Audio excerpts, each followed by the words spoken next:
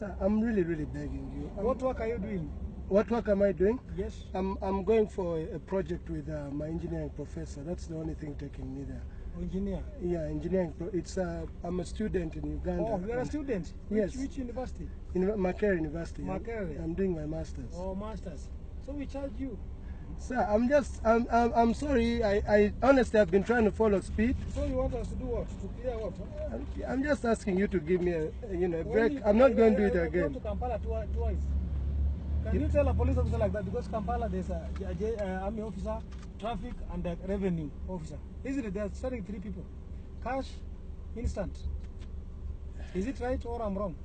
You're very right. Yes. Officer, this is my first time coming through Kenya. I'm only going bring money. You I'll help you the way you want. Let's just sort here and do it the way we want. Okay. You, Brian who? Brian Matia Osande. Osande. Not those small money. We don't take those small money. I've only exchanged very little, sir. Yeah, we take thousands. If you have 2,000, I'll take. I do not have 1,000 even on me. I'm only even halfway fuel tank. I'm going to withdraw in No, but the first time we don't take long in the road. Let's see how much.